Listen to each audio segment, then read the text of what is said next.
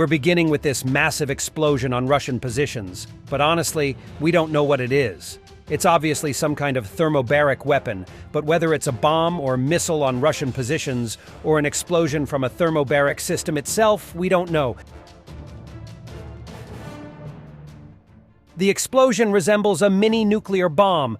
Nevertheless, it once again showcases the unique ability of the Russian arms industry to create equipment that ensures Ivan won't be coming back home.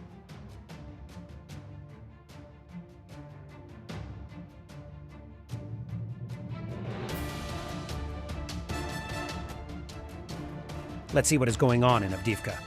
There were 32 major attacks that took place near Stepov, Tonenke, and in the Avdiivka area, and all of them were repelled. Since December 3rd, the Russian army no longer made significant progress in the Avdiivka area. At Stepov, for example, Ukraine even lost some territory. Warthog Defense reported about the decreased pace of Russian attacks in Avdiivka. It seems that Ukrainians broke the jaw of the Russian bear again in a battle. A Russian UAV observing AM-142 HIMARS GMLR's launch, and later the vehicle driving away. The source goes on to claim that the HIMARS hid in the forest and was hit by artillery fire. I strongly doubt this, but if it happened, there will 100% be aftermath footage. Also, still, there is not a single confirmed destroyed HIMARS system in Ukraine.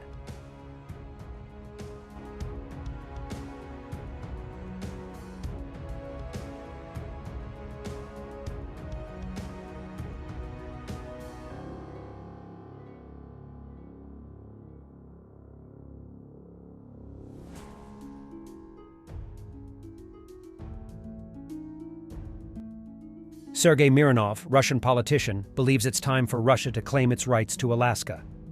Did you want a new world order? Here you go. Venezuela is annexing its 24th state, Guyana Essequibo. This is happening right under the nose of the once great hegemon USA. All that's left is for Mexico to take back Texas and the rest of the territories. It's time for Americans to think about their future, and also about Alaska.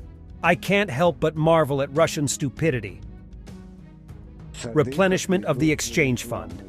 His name is Sadikov Ildus Nurislamovich. He was born in 1965. He talks about the mountains of corpses of all nationalities at the positions of the occupiers and about the stench of corpses that lingers there. He says that this is his second day in Ukrainian captivity, and he has not seen a single Nazi.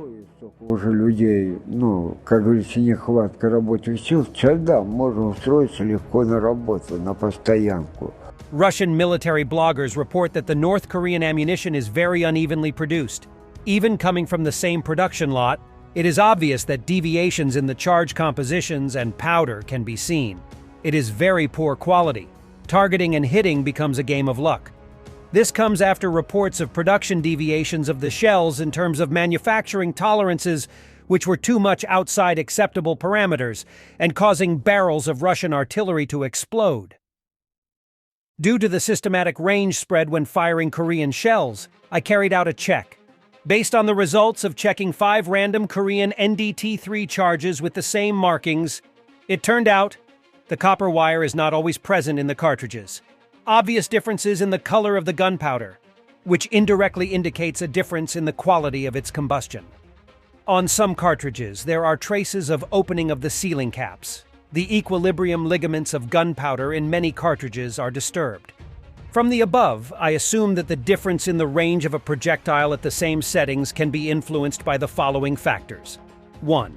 Alternating presence-absence of a decoupler, which entails a difference in the resistance force of the projectile passing through the barrel. 2. Not the same quality of gunpowder as a result of violation of sealing caps and further improper storage. 3. There may be an uneven amount of gunpowder in the charges. The occupier says, "Another Ukrainian mansion. I wonder where they get their money. Baths, jacuzzis. That's how they run away from us. That's where the Ukrainians lived. Where did they get the money from?" And a lot of curse words between. A Russian liberator from a great country awash in oil, gas, and diamonds has arrived in an ordinary village of Nechayev, Kherson region, and is walking around someone else's house, enviously surprised that Ukrainians live not like Russians, but like normal people. And this makes him hate Ukrainians even more. Because who gave you permission to live better than us? Here it is. the main national idea of the Russians.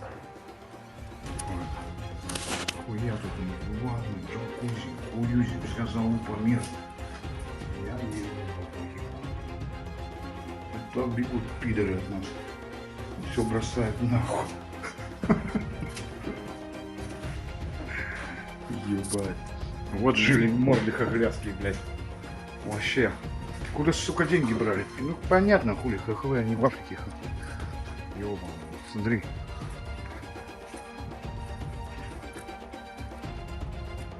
Пидорасы, блядь.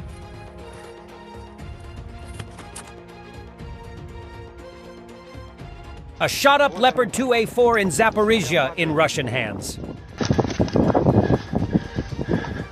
Сейчас попробуем забраться, посмотреть.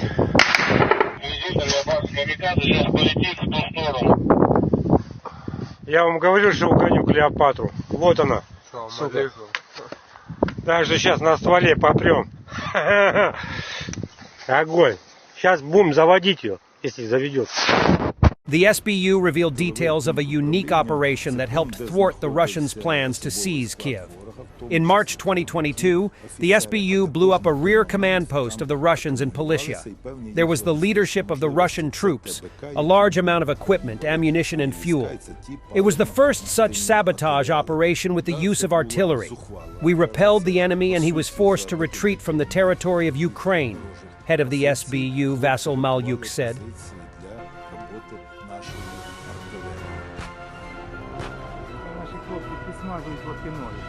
Це була перша така диверсійна робота з використанням таких сил і засобів, як артилерійські. Дали якісне диверсійне відпрацювання Служби безпеки України разом з збройними силами, з артилерістами. Це явний приклад того, що, знаєте, кажуть, разом ми сила. Зривається. Зривається, попали. Попали.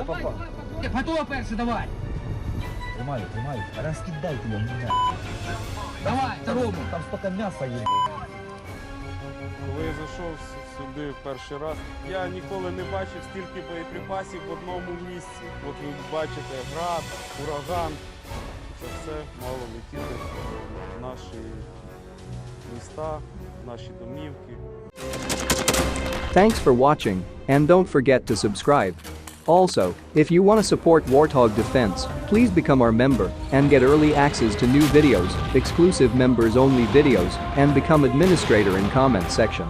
The membership link is in the description. Rescues every day. We had a guy last week, it's 6 rescues in 6 days. You know, he's doing the job every day.